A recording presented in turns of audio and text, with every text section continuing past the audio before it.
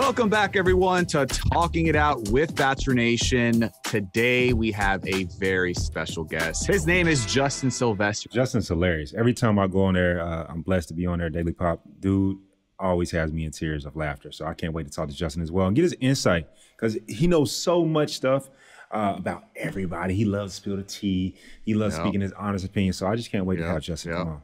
And he is actually really close with my wife. So yes, I'm going to ask him some specific questions on today's show. But you know how we do it. We first got to get to our hot takes. So, Mike, I'm going to kick it to you so you can start us off. Yes. I think this is a great one because I'm the single guy, you're the married guy, and we come from two completely different aspects to this question right here, two different perspectives. So my hot take is, should you follow the person that you just started dating? And you're not boyfriend, girlfriend yet. You just started dating. You're not in a relationship yet, should I say. You're not in a relationship. You just started dating this person. You're not exclusive. You're not exclusive. Y'all just started going on dates. My take is no. It's not like a must. You can do it obviously if you feel comfortable with doing it. But if I go on one date with you, I'm not necessarily trying to see your stuff all day. I'm still like, I don't want to go through your page. I don't want to scour through your page, Wait, is this like a potential future, like long-term I'm not going to know its potential in the first 2 dates. Maybe you and your wife are in a peculiar situation where, hell, y'all were engaged before you added each other, so that's different. That's we were engaged. Different. We were engaged before we did a lot of firsts. That's true. Yeah, exactly. So it's different, man. But I don't know, man. I mean, I guess I'm trying to put myself in like your shoes. I mean, like, what do people do on dating apps? Like, you usually go to the person's social media and kind of do some type of reconnaissance. It's curated though. You're right. One's dating profile is curated in comparison to one's social media, which is also probably curated if you have a professional job. But at the same time, it's a bit different. It's a bit more laid back. And just for me, that I'll follow you when we in there. I'm really, really feeling you. I'll start to follow you then. Why I got to follow you from day one? I've gone on dates before, right? Like I've gone on probably maybe let's say 100 dates in my time. Okay. Why I need to follow all 100 of these women? Well, I mean, we've talked about communications issues before. Like maybe you could find out something on social media. It's like, okay, this is why she's playing hard to get because she's out with this guy or whatever. I don't know. Like maybe you could that's find what out I don't want. I don't want to find out information like that. I want to find out information from her mouth. But what? Oh, okay, that sounded derogatory. I want to find information from her. That's if you get that out of the person, right? If you're able to communicate and they're able to communicate honestly with you. But like, I mean, yeah, if I see her out at the same time, on you a could date always, when she said she wasn't going to be, that's different. There you go. And you check her story. It's like, oh, but see, I'm not trying to check her story. We just started dating. You're right. But maybe you like the girl. Maybe you get the answer faster and you could just get rid of the person, not waste your time. Now, at the same time, can't you just unfollow the person if it doesn't work out and you don't need to follow them anymore? Like, I don't know. I mean, true, but I like legacy. You know what I mean? Like, I ain't trying to just unfollow you. I've done it. I mean, I still do it, but I'd rather only follow you when I really mess with you. You know what I mean? Like, I don't want to have to unfollow you. Yeah. I mean, think about it. I'm the single guy, right? Let's just say I've gone on 4 dates in the month of February, for example, right? Okay. And I'm not with none of those 4 people. I got to be adding and deleting. Obviously, it's like the simple button, but it ain't like nothing hard to do. But why? Why even have to do that? Yeah, I mean, what if they're, I don't know. What if they're then they become crazy and I got to block them, Yeah, maybe they're crazy. You see something on their social media, though, that kind of like throws you off. Like maybe that's a red flag. I don't know. Like, I know can you do say that it's without curated. Following them, though. I know it's curated, and everybody puts their, their best self on social media, but maybe there's some information that you could gather, that'll help you determine if that person is worth dating more so in the future. I don't know. I don't see a problem with it. I don't see a problem with it. And that's fair. I mean, I don't see a problem with it. I want for the record, there's not a problem with or without doing it. I remember this one time, bro. This is before Bachelor stuff when I had deleted like my social for like maybe 18 months, I believe. I had tried to get this girl's number, and she said, "What's your Snapchat?" I was like, "I don't have Snapchat." She said, "What's your IG?" I said, "I disabled it." She said, "Oh, you weird," and walked off. I was like, "What the hell?" You're weird for not having social media, Mike. Yeah, I'm like, I think if anything, I'm focused. But she literally said that to me. So. She didn't even wait around for that follow-up. No, because I think she looks at it the way that you do, which is like, let me find out some more information, you know? And I think she looked at it from the perspective of he must be hiding something. When I took it as, nah, it's just, I value my time. The average person spends upwards of 5 hours on social media per day. Yeah. You know what I mean? And what about if the person, you don't follow each other, but they really want to, they start following you, but they're not really giving you the time of day. And then all of a sudden, like, they start looking at your page and you're just living your life. You know what I'm saying? Like, you're not paying attention. And then all of a sudden they come around because, oh, damn, Mike's pretty fly. You know what I mean? Like, they're exploring your page and just checking it out. I don't know. No, well, actually, you're public though. So they'll probably be doing that on the low anyway. And it's cool. But let's be honest about the situation. How many times have we all, before we post the story, make sure we text all of our friends back, right? Because we think that somebody's going to, like, bro, you ain't text me back, but you playing basketball, Mike, or whatever the case may be. Yeah. You know, like, I just ain't trying to deal with it. I'm just not. I'm just trying to deal with it, man. But what's your hot take for today, bro? All right, man. So we actually got a fan question, which was, what is the method to keep a long-lasting, healthy relationship in these times? And you know what, Mike? I'm actually going to keep it on topic with social media, right? Okay. I think people need to stop entertaining people outside of their relationship, one, if they're doing that, because that's wrong, yes. Right? Yes. And at the same time, if you're in a relationship, stop comparing your relationship to other relationships on social media. Like you said, it's curated. Like, not all that glitters is gold out there. So a lot of these relationships are maybe fake, or they're more miserable than they are happy, or what they're showing on their page, right? So instead of that, use the energy to focus on each other and be a better partner for your partner. You know what I'm saying? Like, if you guys, like we talked about this before, if you guys focus and put all your energy and stop worrying about, you know, is the grass greener on the other side, and just start focusing on the grass is greener where you water it. There you go. You know what I'm saying? So stop looking at other people's lawns, focus on yours and water it, and just focus on making that person as happy as possible. And I think if both people focus on that and do as much as possible in that realm, I think they're going to be successful. Bro, you got to invest in each other. Two things to add to that about the social media and making relationships last. I wanted to DM Kenny from Bachelor in Paradise. Him and Mari got engaged. And I thought he did something fantastic. I couldn't DM him. Like, his DMs, he had them disabled. Like, to the point to where it made me figure out how to do it myself. So I know that I'm going to do that. Like, it's not that way today, but I'm 100% going to do that. Just so I don't need nobody sending me no pictures or whatever the case may be when I'm in a happy, committed relationship. You know, I just don't want that. I don't want my girl to have to be thinking about stuff like that, right? I want to help alleviate something that my girl may be thinking about. And the other thing, when it comes to the social media aspect, you said interesting. I thought it was great when Kenny did that. I mean, he might have had it done that way for years. I have no idea, but I just thought it was amazing. The other thing with social media, making and staying happy in relationships, bruh, why you gotta like her picture? Like, you can look at the picture, you can like the picture in your head, but you ain't gotta like the picture physically. That's real. I can't be more honest than that. Why does he need to physically like the picture? And I'm calling my homies out because it's normally a man that does that. Why you physically need to like the picture? Yeah. Like, as you just scrolling on your phone, you just, oh, that's a nice picture. Keep it moving. Keep it moving. Like, what? Yeah, no. All you're trying to do is have a conversation that could turn into an argument when that could have easily been avoided.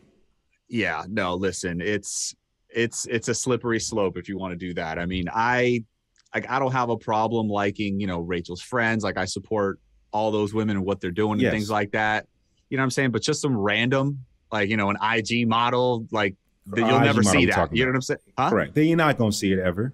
Yeah. But even though, like, I'm not trying to put that out there, you know what I'm saying? Like, no, that I'm keeping it moving. And it's funny that you say that, what you said before about Kenny disabling his DMs, because there was a gentleman, he was on some page basically talking about, if a woman is interested in you and is like all about you and they're in a committed relationship with you, like, they will not entertain other men on social media. You know what I'm saying? Like you will That's not true. find her responding. Like they will That's leave your true. ass on red. That is very Like they true. won't even mention, oh, sorry, I have a boyfriend. Like, no, it's not even getting to that point. Like you're just not even getting red, or you're going to be left on red.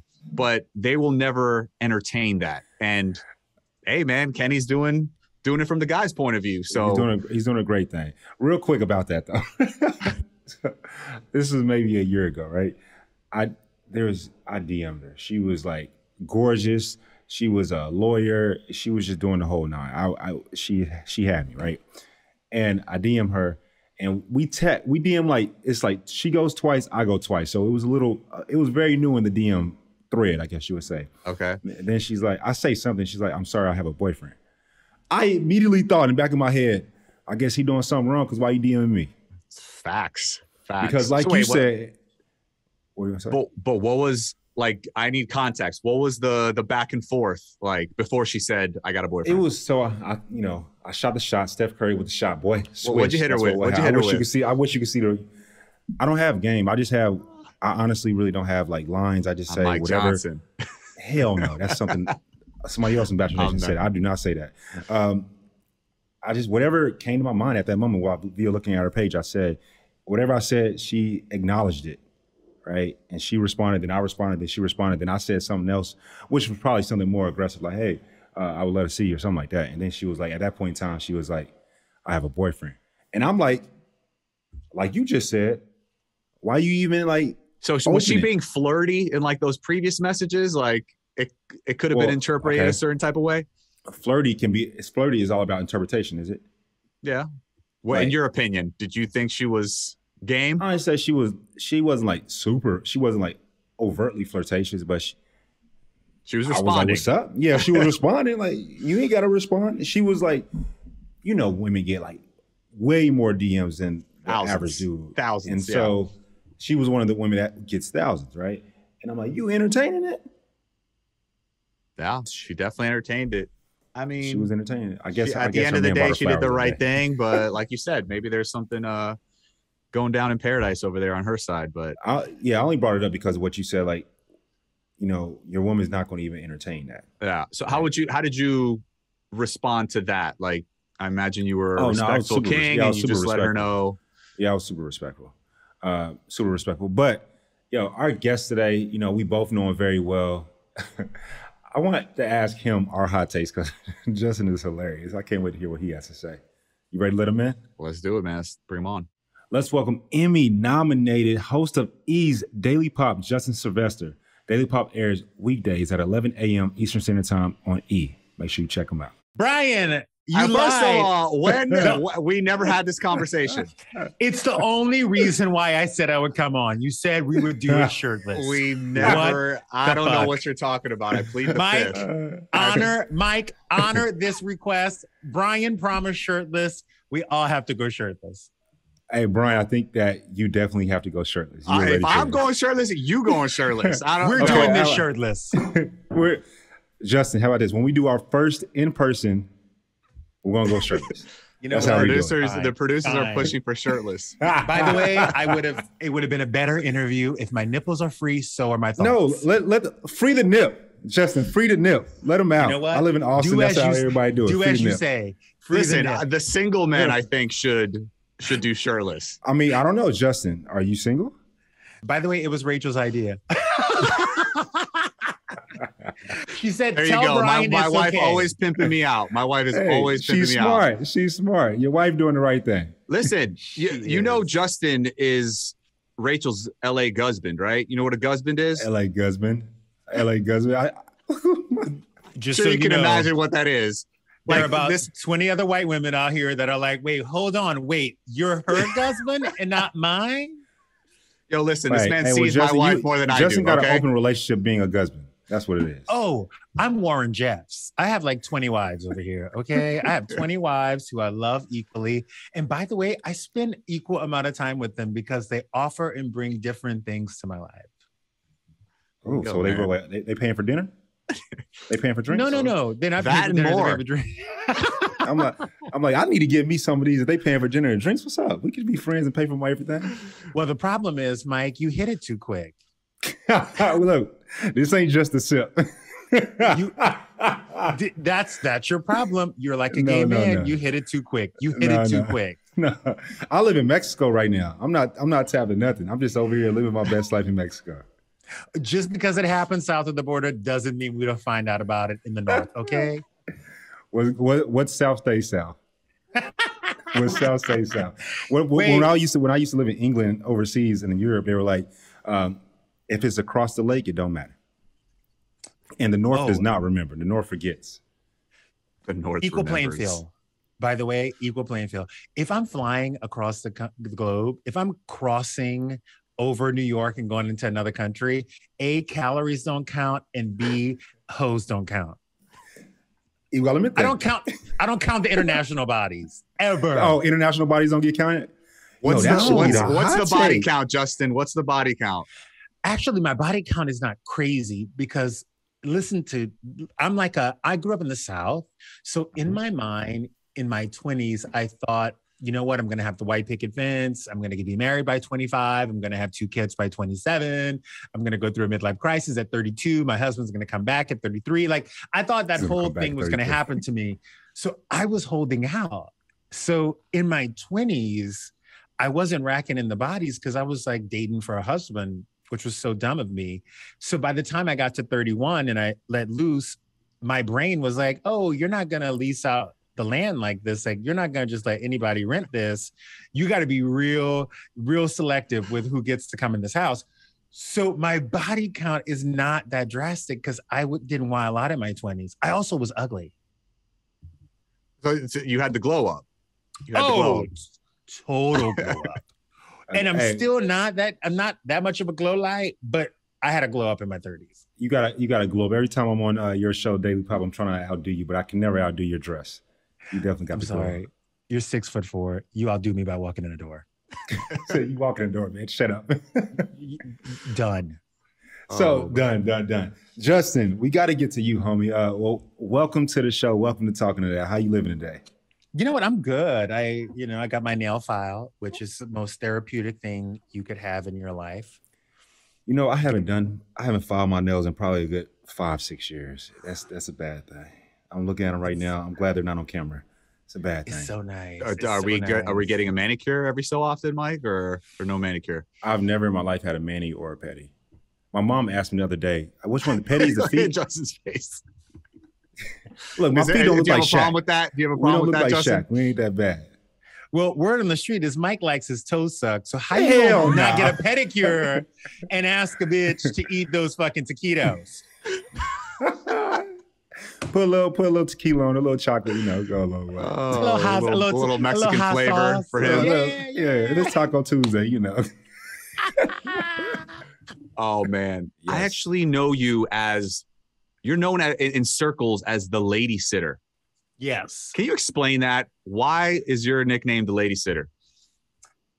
So when I was growing up, I got a job working with a wedding planner who was, she basically was the wedding planner extraordinaire for the South. So if you got married between Dallas and New Orleans, this woman was the woman that you were going to. She was fabulous. She was amazing. She was like over the top. Her name was Liz Dejean, rest in peace.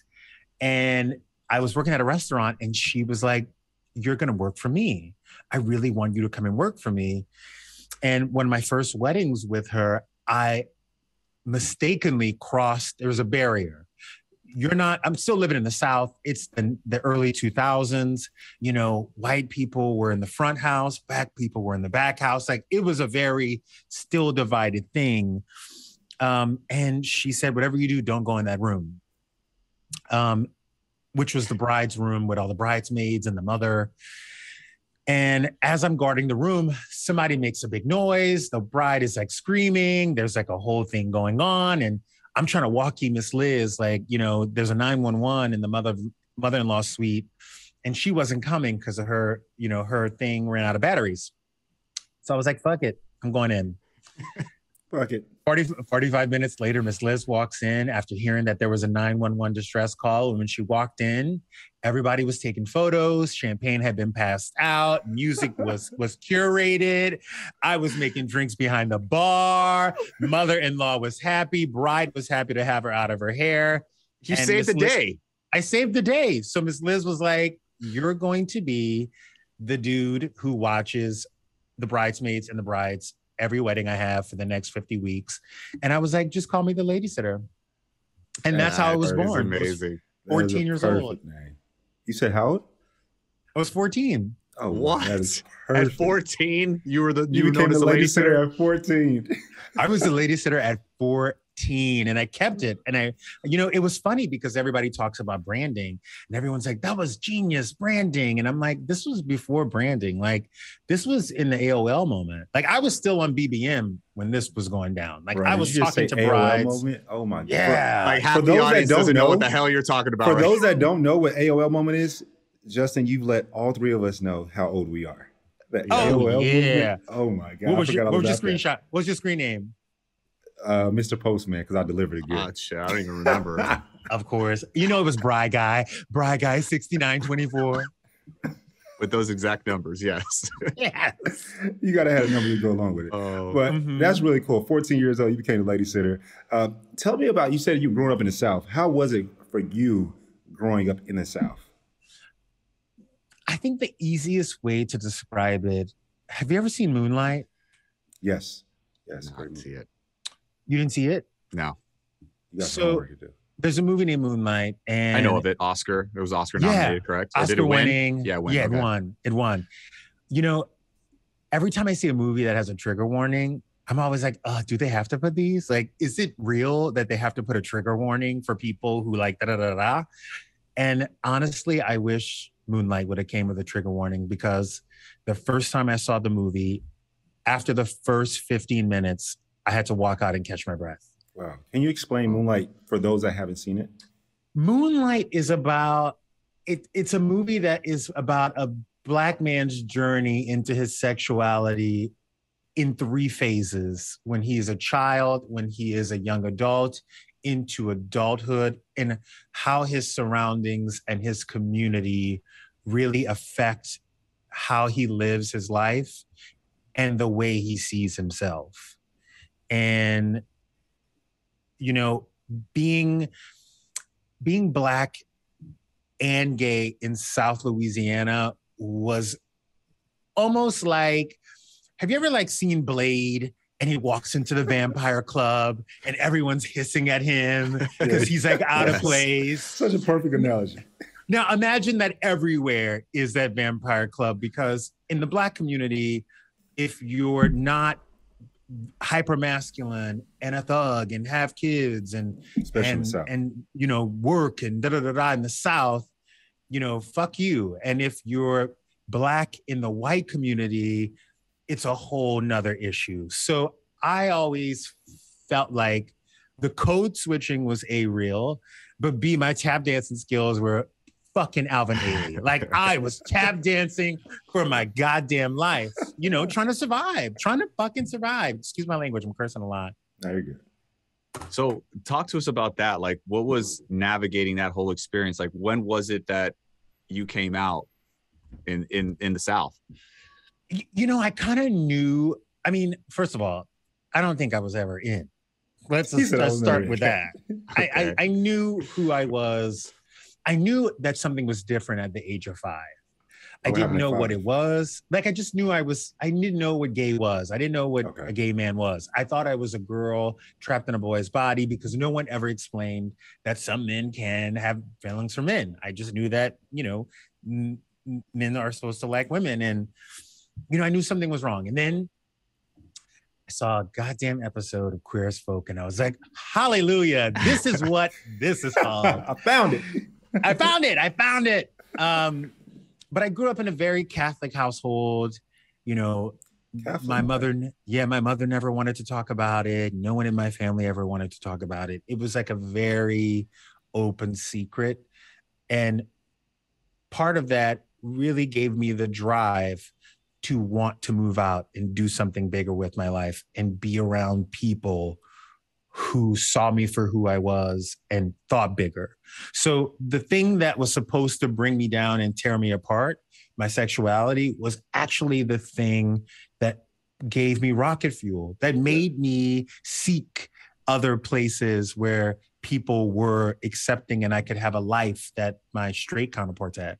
Do you think with that, I always, because I'm really big into the mental health aspect, like, do you feel that there was something nurtured in you or something nature within that made you say something that normally would be such a catalyst for others has been a rocket fuel for me? Like, was there someone in your life that just showered you with love with this open secret, as you said, which is such a great way to say it? Or was it just something that you feel that you were born with? I think it's two things. Actually, I think it's three things that you asked me. One, I think TV and movies really influenced the shit out of me. I saw gay men prosper and like be the girl's best friend in an advertising firm, in a movie in New York, or, you know, you see those things. The other thing that really added to that was I met people along the way that were so pivotal in my life that I look back on their contribution to me. Like, I met this woman who taught me about, you know, how to become a gay man. Miss Liz basically taught me how to be a gay man. You know, how to style, how to sew, how to set a table, how to do a floor arrangement, how to decorate a home. She taught me all those things. I was 14 years old. At 18, I met her sister Karen, who was like, you need to get on a plane and you need to see San Francisco because you might see people that look like you there. And I went to San Francisco and I saw this whole thing. I met this other woman who was like, you need to go to college and this is what you need to go for. And this is how you go for free. And it was those people, it was those stepping stones that really added to, holy shit, there's a whole new world out here. Like, there's something beyond these 9,000 people in this small town. Yeah. Look at Justin already dropping gems. Right. I know, it's real. Yeah, it's real life, man. Justin, you mentioned the influence of TV. Like, was there anyone on TV that you looked up to when you were a kid? Because there's a lot of kids that look up to you now, right? Was there anybody that influenced you? First of all, everyone thinks I'm Wayne Brady. So everyone is looking at me being like, that. damn. I never thought about that till you said that. Is that like a running joke? Well, next time I see you, that's what I'm saying. Next time I see you, that's what I'm saying. Everybody, literally everyone, like, is like in Vegas. Like, if I get dropped off by a car, they're like, "Oh my God, I watch you every day. I watch you all the time."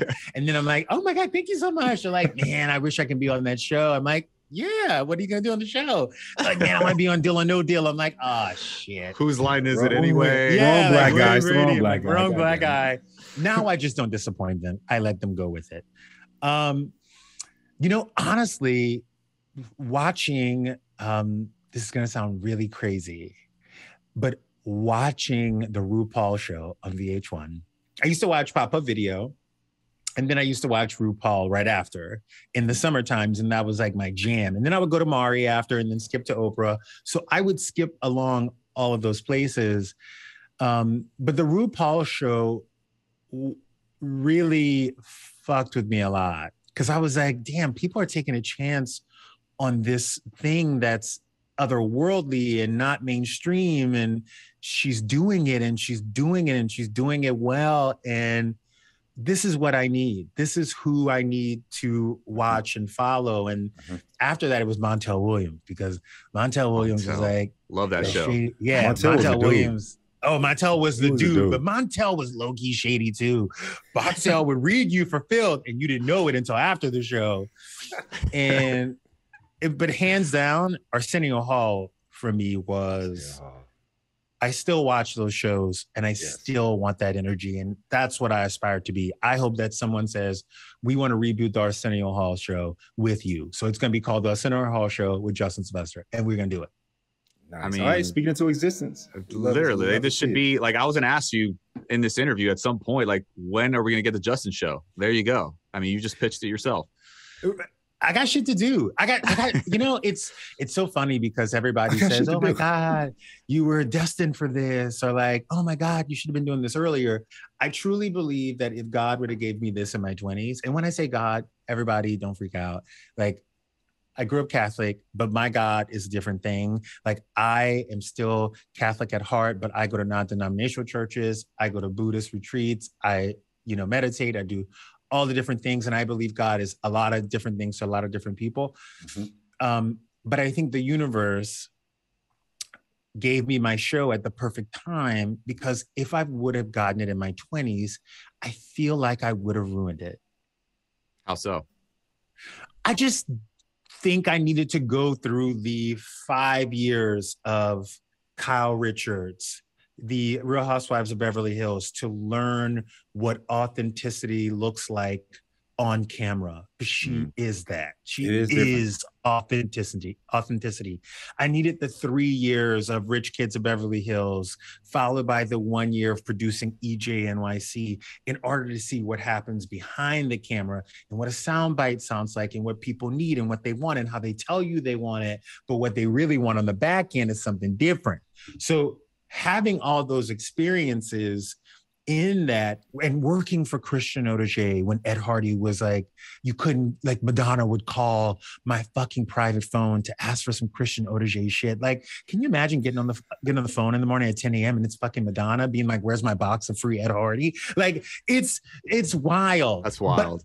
But it's wild. And by the way, I'm 20 years old. Like, I'm 20-year-old dude in this. I'm picking Lil Wayne up from a private jet to go to a photo shoot, but the plane won't land because they smoked it out. Now they're trying to air the plane out 20,000 feet in the air. But if I don't get him down here in 15 minutes, he's going to be late for this, which means he can't make that. So it was all those experiences that I needed in order to welcome you to my show, get what I need, also give you what you need, Mike, but also give the audience what they need and what my producers need, all while making you feel like you're sitting in my house.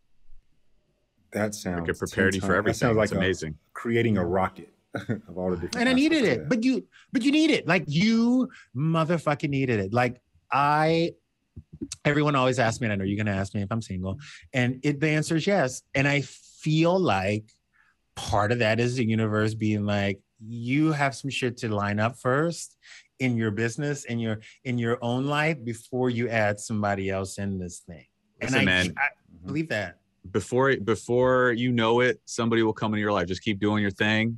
I mean, the energy, your energy is going to track somebody right for you. Absolutely. That poor motherfucker. I feel so bad for that man. In the words of Keke Palmer, sorry to this man. Sorry to this man. Sorry to this man. Just, I got a question about that being so many aspects to you. I just wanted to do a part 2 with you. You were saying how you were in an open secret relationship, but you're single as of today, and it's in the universe's hands to bring your relationship to you. In the South, you know how interracial relationships are perceived. Yeah. Right? As a gay man who was already perceived one way, but then you also, for you, love is love, despite the color. So how do you go about when people say something about, oh, you're dating because you and I have had this conversation on Just a Sip in the past. So yeah. I want the audience to know as well. So if you're dating someone that your parents don't like, what do you say to that? What do you attribute that to? How do you speak to that? Because of their racial background? Yes, because of their racial background.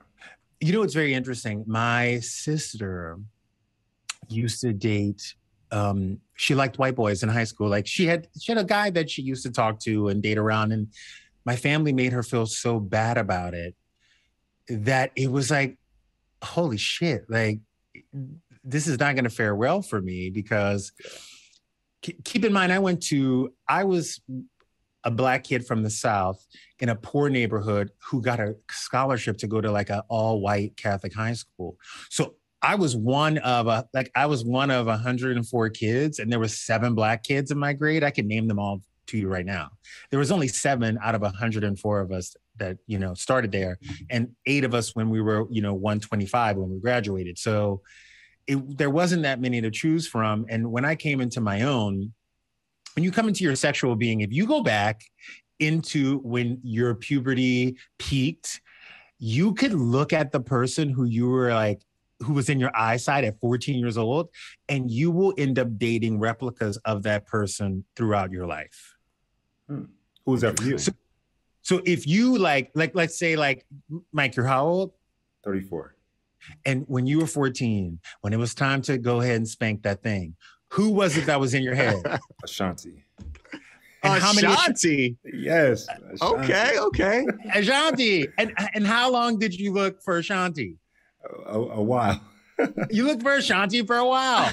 Doesn't exist. That bitch is only in Atlanta. Bryan, who was, when you were about to go and let that little man have it, who was the person that was in your head when you were younger? Oh God.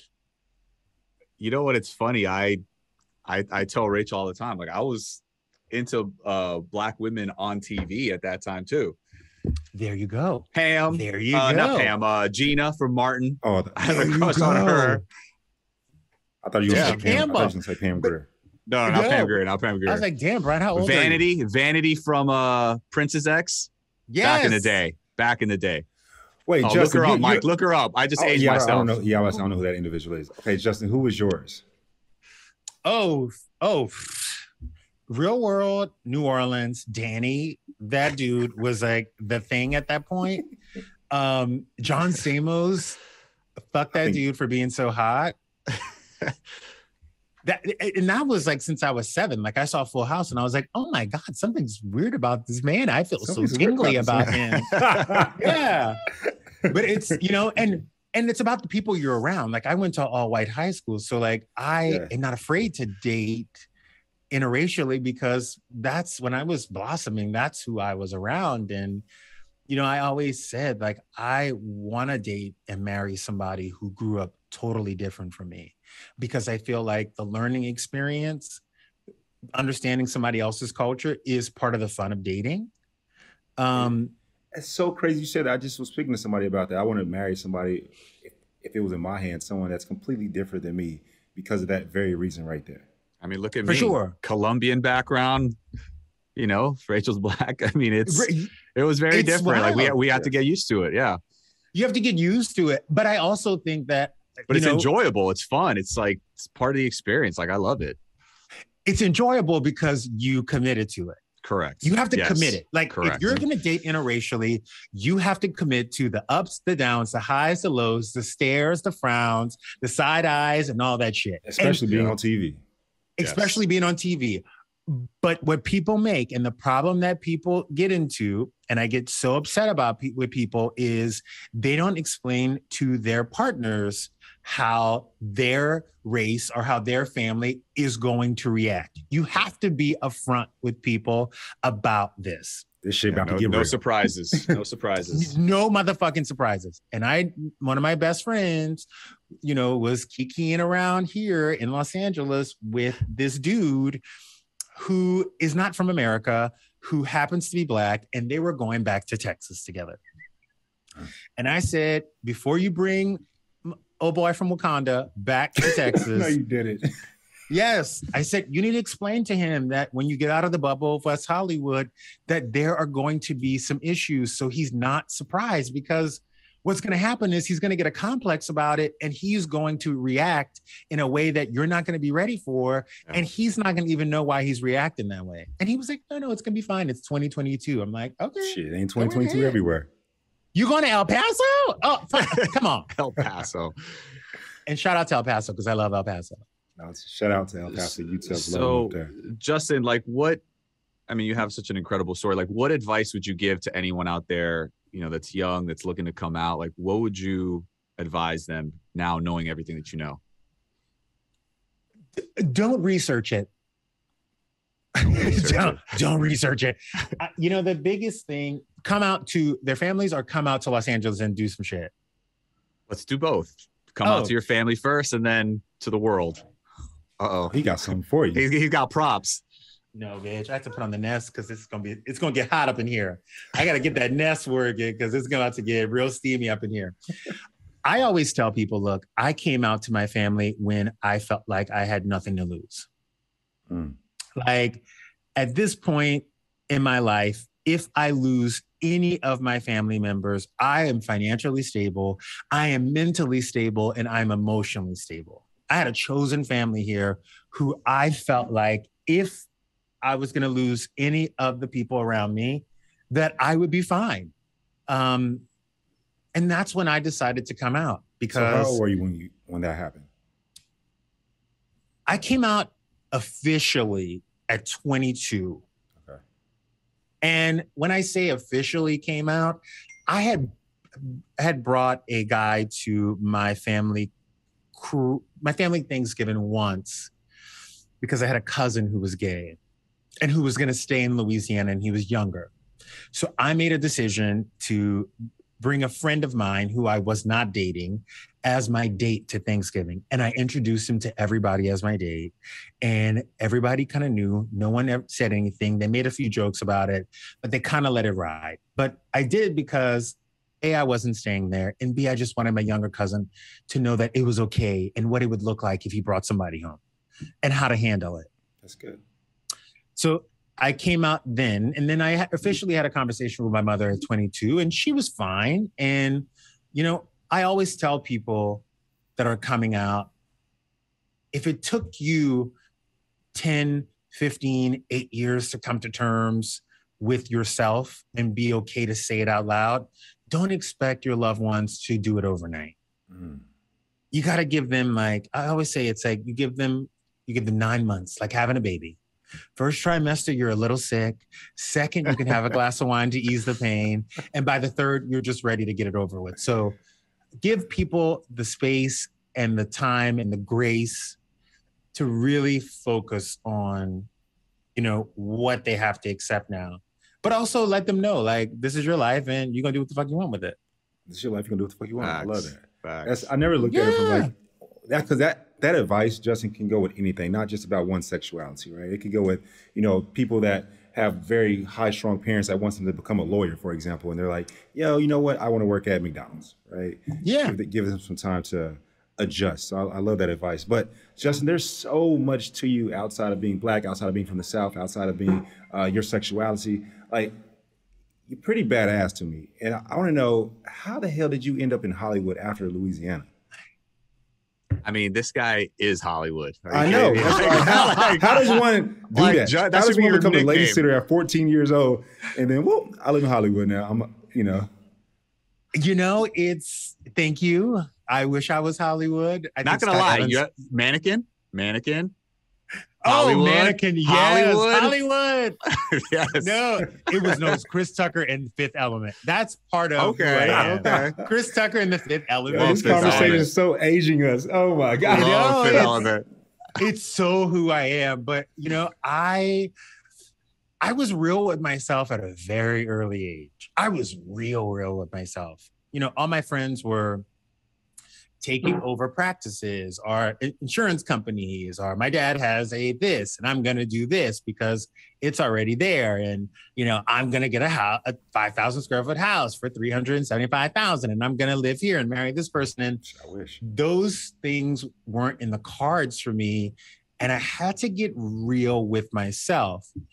Now, I will say it did not come overnight, because I know for a fact that I knew that I couldn't come to LA without a backup. So I needed a college degree, but I needed a college degree that looked something similar to what I wanted to do in Los Angeles. So I had to be really proactive.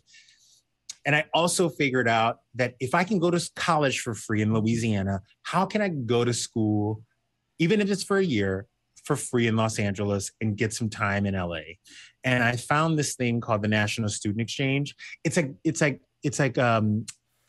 what you call that, study abroad. Yeah, but it's like study abroad in college, but instead you can do it in America. Okay.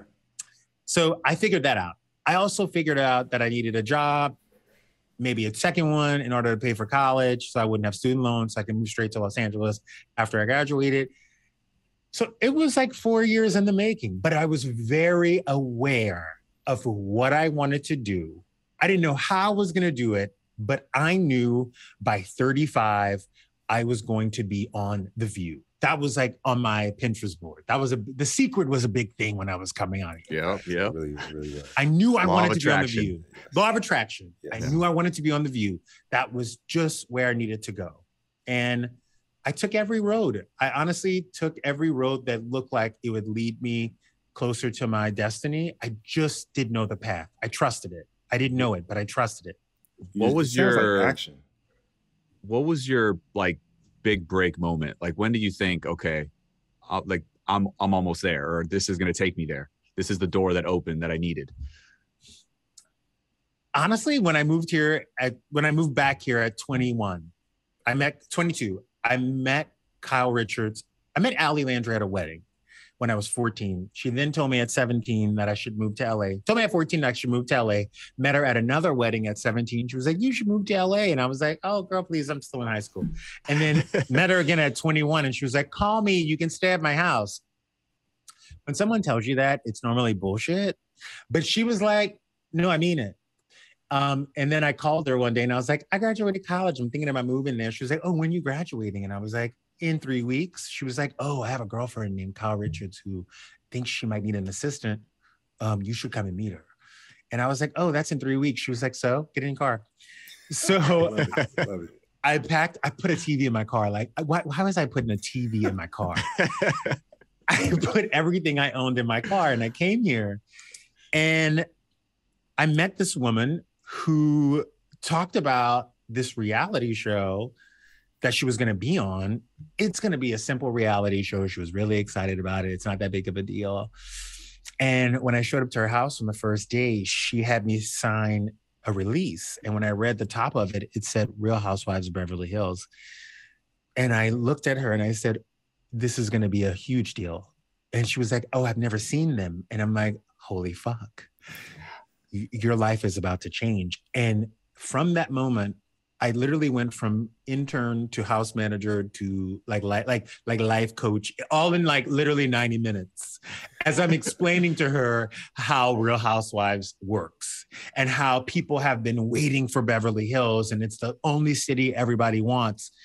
And she had no clue. She thought that she was going to go on, be herself, sell something, and close the chapter. Like she didn't realize how big it was going to be. So I knew working with Seabiscuit that I was going to meet all the people that I needed to meet in my life. How far in was Housewives at this point? Like, how many seasons? My first day of work was her first day of shooting. Wow. but they had already had Atlanta. Okay. No, sorry. New Jersey and Orange County had already come at this point. So Gotcha. I watched New Jersey and Atlanta and I was obsessed with it. And I had heard rumblings of Beverly Hills before I got to Los Angeles because I was a Bravo fan.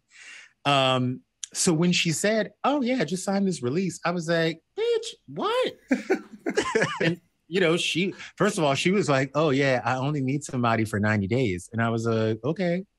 And then 5 years later, I was like, I think it's time for me to leave. Okay. Well, so that's amazing. What did you do after that 5 year point? What happened next? After that 5 year period, I decided that I wanted to get into producing. Like I was like, oh, I got an opportunity. Like, first of all, I went to, and this is a lesson in life, because you never know when things are going to come back to you. Like a gem's coming on. A gym is coming. This is a gym. After that 5 years, I was like, I don't know what I'm going to do. I wrote a book. I was struggling. I didn't know what was going to happen to me next. And I went to a casting for the show. And I went on the casting and it wasn't right for me. It was like not the right thing. And I told the guy at the casting, I was like, Duran, you need to meet my friend Dorothy Wang. And he goes, who are they? And I'm like, oh, they're just a bunch of rich kids on Instagram. And he was like, oh, I don't know. And I'm like, no, you need to meet Dorothy. She has a friend named Morgan Stewart. And they have a friend named Johnny Truebill. And I think Morgan's dating this guy, Brendan. They're so funny. They're so crazy. They're so charismatic. Like, you got to meet them. And he was like, okay, I'm going to just set it up with my assistant. Like, I'll do you a favor. 6 months later, Dorothy, Johnny, Morgan, Roxy, and Brendan were on Rich Kids of Beverly Hills on E, which was one of the quickest pickups in reality TV history. And, you know, I said, oh, you guys, they were like, what can we do? Can we do something nice for you? I'm like, no. When I'm like monkeys in a barrel. I've always learned that you're like monkeys in a barrel. One monkey picks up the other monkey. When the other monkey's up, he reaches down and reaches for the other one. So whenever I need you guys or whenever there's a moment, you can pull me up. And season 2 of the show, they were like, do you want to produce the show? We need somebody who can handle them. And I was like, sure. And I went on to produce that show for 2 seasons, traveling the world with them, moving to New York, doing a spinoff on EJNYC, got my first full producer credit on that show. And really it's about looking at an opportunity, knowing that it's not right for you, and lifting someone else up in order to get that back. I love that. And that's truly important, because there are times where people don't think that way. There are times where I'm like, I know E won't let me get this back, but I know a motherfucker who can post for this. You call Scott Evans and let Scott Evans make this money. You know, like you gotta do that more often. I think people do need to do that more often. I feel that so many times we're often just blinders on, right? To what I can do, what I can do only. I can't do it, then nobody can do it. So that I love that gem right there. But also not just in business, Mike, because look, I know, and I get mad at my friends for this. Like my friends will be like, you know, I don't want a man with kids. I don't want a man over 40. Like, nee. They got a list. They had a list. Then they meet a dude, and it's like, that's my shit. You know, I like a man over 40. I love a man with kids. Like, I love kids, you know, and they'll meet someone and be like, oh, I'm going to go on 2 or 3 dates with them. I'm going to let him go. But like, you know, no one can date him after me. I'm like, why don't you start thinking proactively? Why don't you say, by the way, you're cute and all, but you're not for me. There's a friend here who you would be perfect with. But instead, you're going to yuck this yum and put your toe in this well and then ruin it for everybody. You need to start doing it in your personal life too. This toe in his well. I don't give him that assist, man. He does assist a little bit more. Yes. Don't be smashing something just because you want to smash it. If you know the girl is right for your friend, hook your friend up. It's going to come back to you 10 times over. Yes. Thank you, Bryan. I've done that. You got to know when you fall back. When? In 1997, Mike? Come on. In 2022, actually. Okay. Yeah, I've done that in 2022. 97, I was in elementary school. Elementary school back then. Now, I love that piece. I love that, Jim, though. You're right. You could do it for things within business and outside of business as well. No, for sure. You got to do it. And I was gonna say that's karma. Like, you know what I'm saying? Like, do something good for somebody. It's gonna come back to you eventually. You don't have to get it right then and there, get something in return. Like, just know that they're owing you a favor. Or it's karma. It's karma. And a lot of times I know, like, I get this all the time where people will comment and say, oh my God, this person donated to this charity in order for them to get like the publicity. You know, the Kardashians donate to charity so they can get publicity. I don't give a fuck what Bethany Frankel's doing it for. All I know is that she sent $20 million to the Ukraine. She brought all kinds of stuff to Puerto Rico during Maria. I don't care what she is doing it for. She is doing it and she is getting it done. And the everyday person does the same thing. I open doors for people because I want the universe to be like, I'm going to owe you one. I do it all the time. I pick up the phone when people need advice because I know at some point I'm going to have to call somebody and I hope they pick up the phone for me. It's how we're wired. We are all wired that way to do nice things in order to get that good karma back. Am I wrong? I would say, I think there's a genuine aspect that should come along with it, though, because I feel that as humans, we pick up easily when someone's not being genuine within their efforts. Oh, again, I don't care why you're being that. I don't care what the effort is. I don't give a fuck. I don't care. Like, I do not care. If you needed to put your dick on that table and donate $25,000 to my foundation because your old boss was sitting there and you want to flex, I don't care. The money is still green. Well, of course. I don't give a shit. You know, I wouldn't care in that example either. I'm like, hey, that's a cool, weird, different flex, but hey, you still donating to my charity. Cool. You're still donating to my charity. Justin, like, are you always like in a good mood? Like, I feel like, what's your secret? Like, I want to help people out there with, you know, maybe mental health issues and just, you know, people that are down and out now in today's time. Like, what mental health tips would you give out there to live like you, man? Ashwagandha. Ashwagandha, okay. Have you ever taken ashwagandha? I have. There we go. Bitch, It helps with stress. It helps with stress. Yeah. Ooh. If I could snort that ashwagandha, I would, y'all. I would. That ashwagandha will get me, okay? You know what? No. Yes, ashwagandha is the jam. The other thing is, because I went through this whole song and dance on how to stay sane during a pandemic, being single, and I should have wrote this book. I'm so dumb. I should have wrote this book. A seller, man. You had it. Oh, I had it in my hands. I should have wrote it.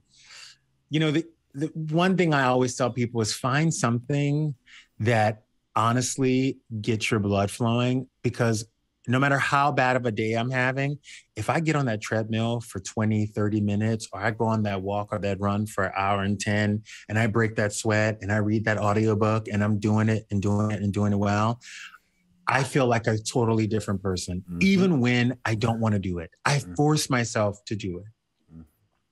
The other thing I tell people to do, which I know is kind of a weird thing, but in 2005, Hurricane Katrina hit. My best friend died. My dad passed away. I started college, and my grandmother passed away with like in a 9-month range. Wow. Like there was like a full 9 months. So when I'm going through a hard time, I always write wherever I am, 2005. I always write it on something. Because if I could get through 2005, I can get through this thing that I'm upset about. You know what I mean? I can get through, you know, this moment of seasonal depression if I can get through 2005. And I think a lot of times we forget how resilient we are. So writing down that year that you had a bad breakup, or the year you lost a friend, or the year you might have been stuck in a trap house and you didn't know it. Like writing those things down and reminding yourself that, hey, you did this once before, you can do it again. Damn right. Amen. Yeah. Amen. Do those things. I'm Justin, telling you. You got enough gems for today's episode from all three of us. The whole season, man. No, I'm telling you, do it. And also, like, if you're single, go out there, pick your one trap friend who you could do some single shit with, who you travel well with, and go on one Stella Get Your Groove Back trip a year. I go on about 4, but you have to go on that one excursion that you just feel good about being there. And it's a reward to yourself, and you get to act up like city girls, you know, and do the damn thing. And who's your trap friend? Who's your trap friend? Oh, my trap friend is Hey Joe Frank at Get Low Joe on Instagram. Get Low Joe Frank is always down for an adventure. As long as you plan it, he will Venmo you the money, and he is ready, and he is ready to go. And you have to have that one friend who's like down. Like if I'm like, Joe, I got a conference in Boise, but there's a music festival 2 hours away. We can hit my conference and then hit it. He'll be like, tell me where to be. What Hilton Garden Inn was staying at. What Hilton Garden Inn. Tell me where to be. I was hoping you was going to say it was Rachel. I was so... No, Rachel's married. You can't be in the trap when you're married. Good answer. Hey, listen, she goes out with you all the time, so it feels like she might be your backup as a trap friend. Did you hear about what happened the other night when we went to drinks? What happened? He's like, what happened? So I'm sure. I don't know how to remind me. So I call her and I'm like, hey, girl, are you gonna come? She's gonna kill me for saying this. I was like, hey girl, you gonna come to drinks? You wanna come to drinks? It's St. Patty's Day. She was like, oh no, I had an acne breakout. And I was like, oh, yeah. I was like, no. She was like, I have a mask on my face. I was like, oh, you know, I say, oh, just come. I didn't think she was gonna be like, oh yeah. She was like, I'll meet you there in 10 minutes. I was like, wait, I need 30. She showed up in that fucking acne mask. I was like, damn, bitch, you are a down ass bitch. You are a down ass bitch. She don't care. She's like, you know what? I'm real. I'm real like that. Wait, so, time out. Kid, like, go ahead. Finish the story. I gotta ask you something about No, I was gonna say, find you a trap friend who's either single or whose husband is cool like Bryan. Okay, Mike, every time Rachel goes out with Justin and his friends, there's a point in the evening where my half-naked picture gets passed around.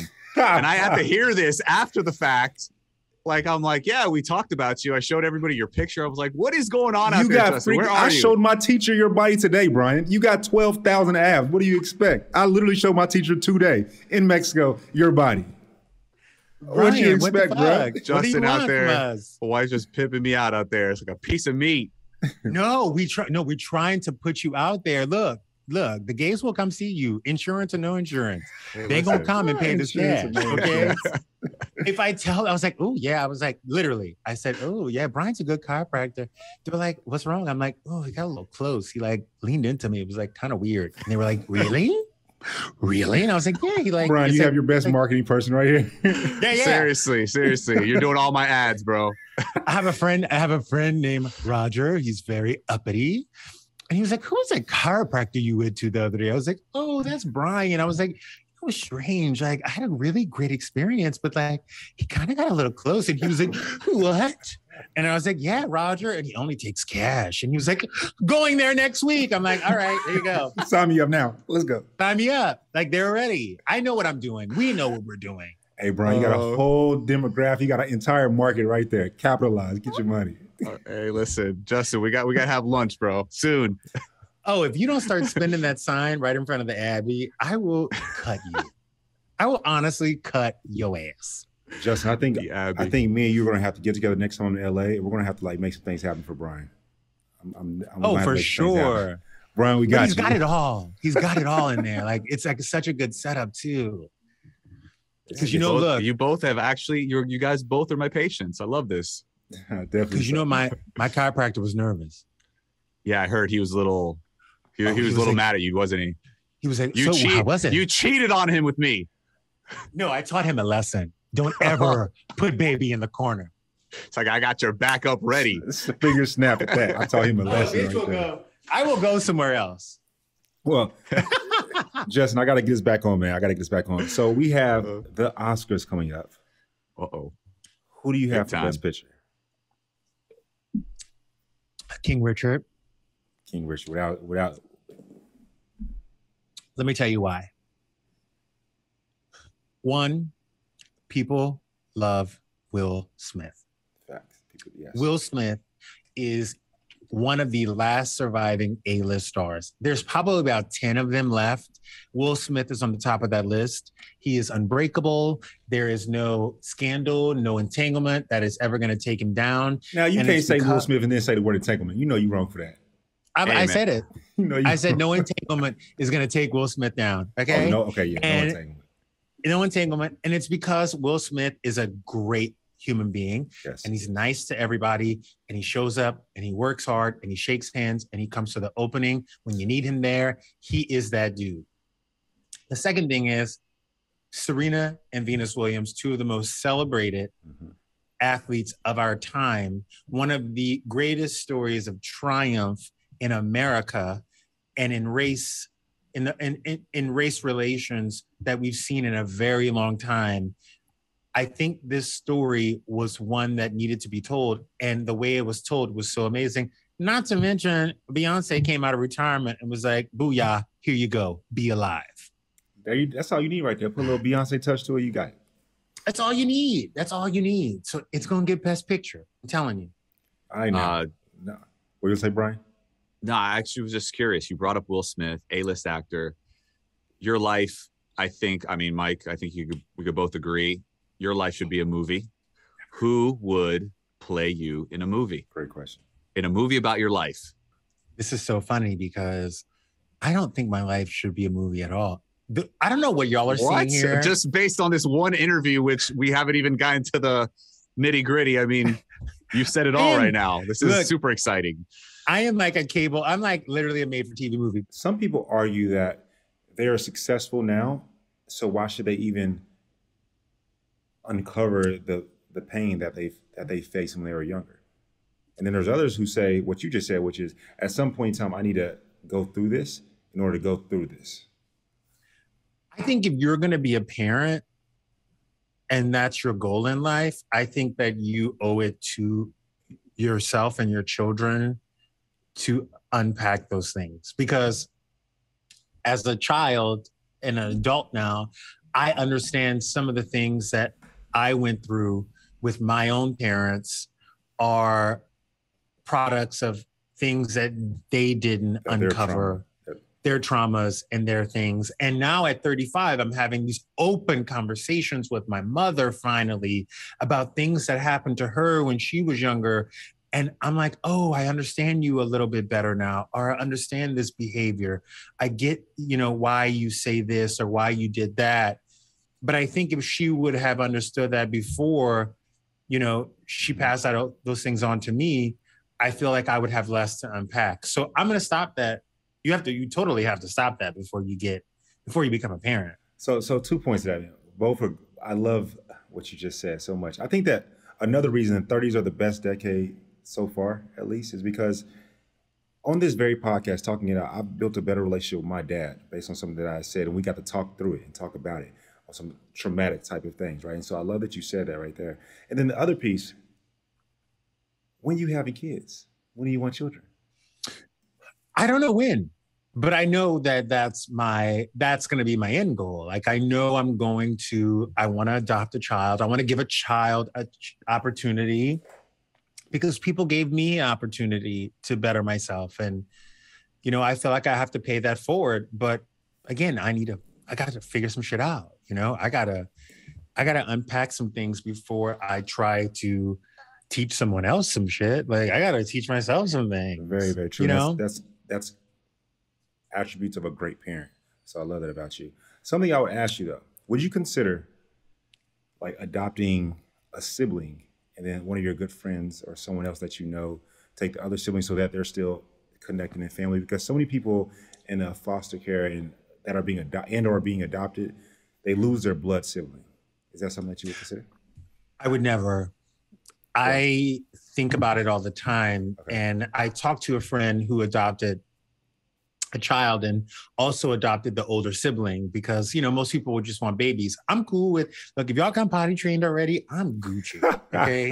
I am. You already trained, check. Let's go. Yeah. You potty trained. Oh, I can skip the diapers. That'll save me at least 20 G's right there, over 5 years. That's a good ad though. You can get. It's a good IG ad.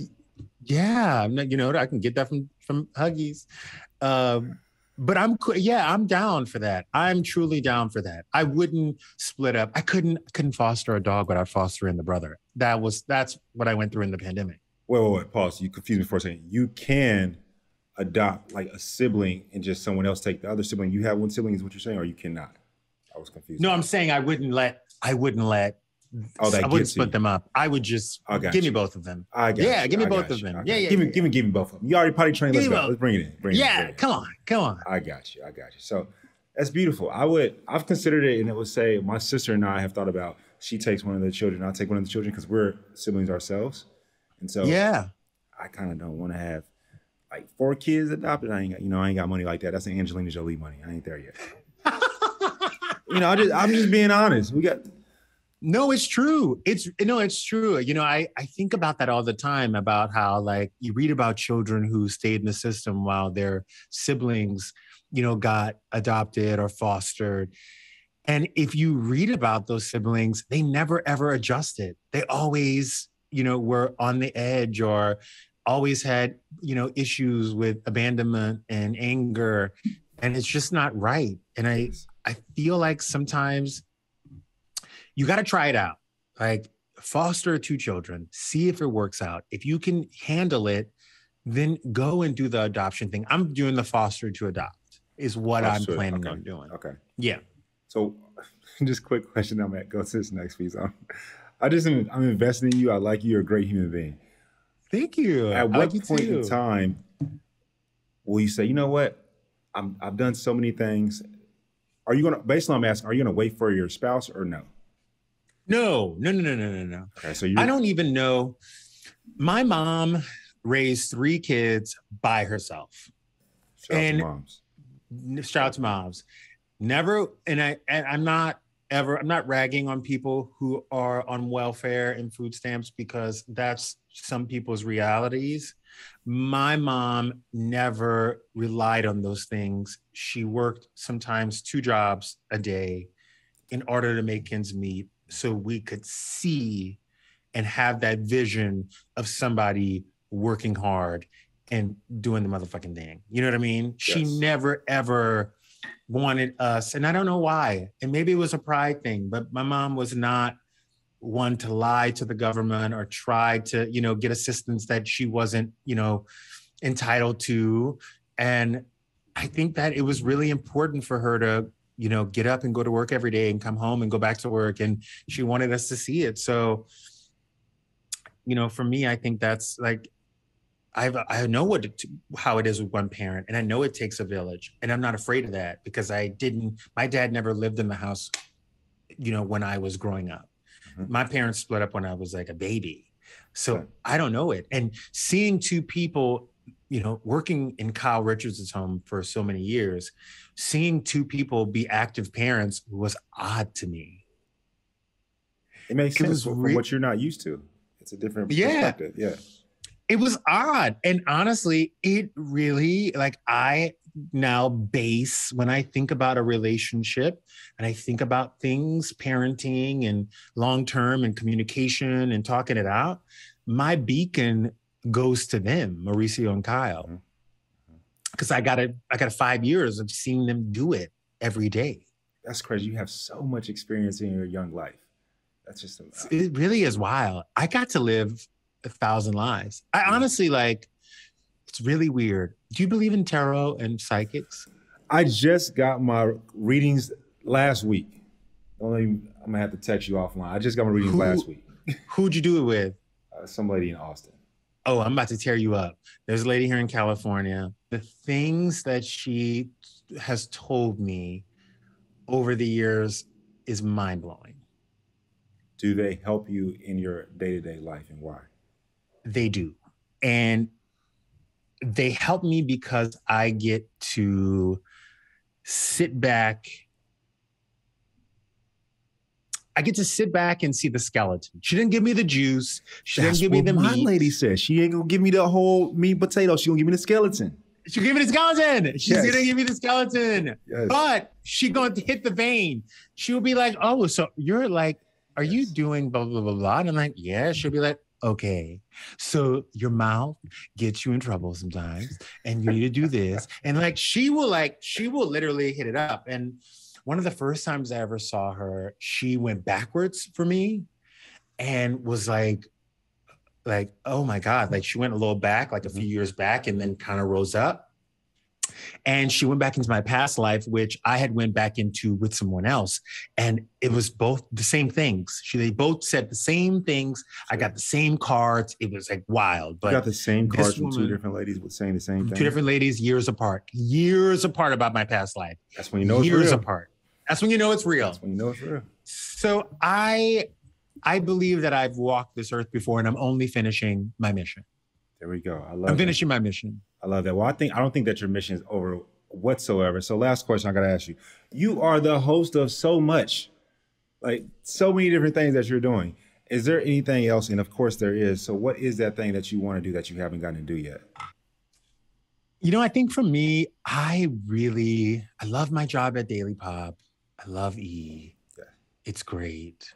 I think what I really truly want to do in my life is I want to host Daily Pop, and I want to find that second show that breeds creative energy into me. Like, I don't need it to pay, millions of dollars. Mm-hmm. I just need that creative outlet that I feel like I'm giving something. Like, Ty Pennington had Extreme Home Makeover, and that shit was soul touching.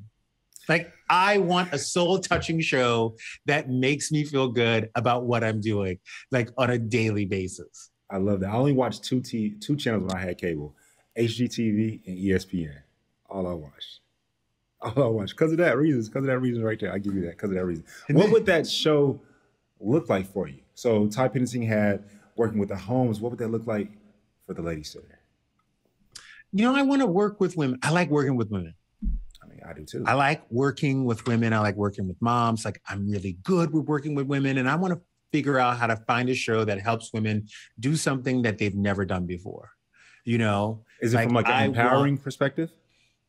It's from, I think the empowering thing, I think you can empower people in any aspect of life.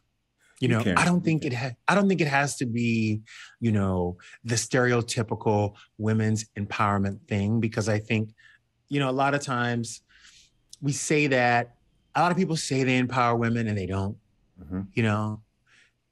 Whereas if you check my resume, gotcha. I have been a nanny, I have been a wedding planner, I have worked for, celebrities who were women who wanted, more and needed extra hands. I've produced women to be and look their best selves and get ahead in life. And I've done that. And I'm so proud of that.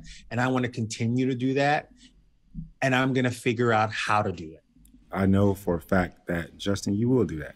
Justin, I know I speak for Bryan and both of us, Bryan, I know that you will say the same thing. You are absolutely an inspiration. You're amazing, man. I love everything that you talk about, like from the aspects of the hardships that you had to face and how you took it upon yourself. And then like when it comes to just giving and the karma that you have and the karma that you receive into the universe, you just are amazing. And we can't wait to continue to see you thrive. And I want to see this TV show to where you empower women. I'm trying to see that. Thank you. I appreciate that. And I appreciate you guys. I always love when you guys are on our show. And even though you make me look like shit every time you walk in. I mean, you dress better though. I got to be taller, but you dress better.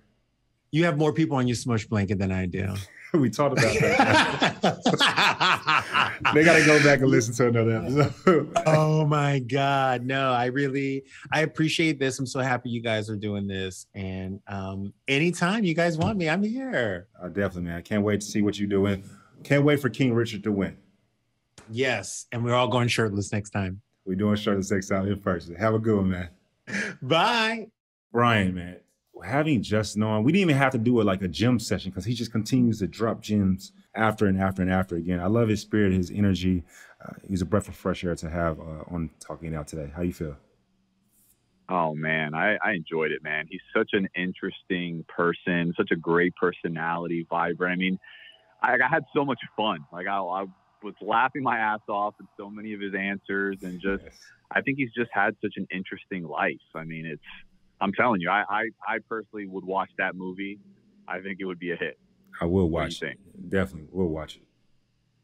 For sure. And of course, to all of our listeners, thank you so much. We hope you enjoyed this episode and thank you for listening. Yes. And we always love to hear your opinions, your stories, your insight. So please don't forget to like, comment, follow. Message us on social at Talking Out B as in Bachelor, N as in Nation on IG. Again, that's Talking Out BN. And as always, don't forget to subscribe to our podcast and listen to us on the Odyssey app or wherever you get your podcast from. And baby, don't make me tell you no more. Don't DM me until you hit that subscribe. Love y'all.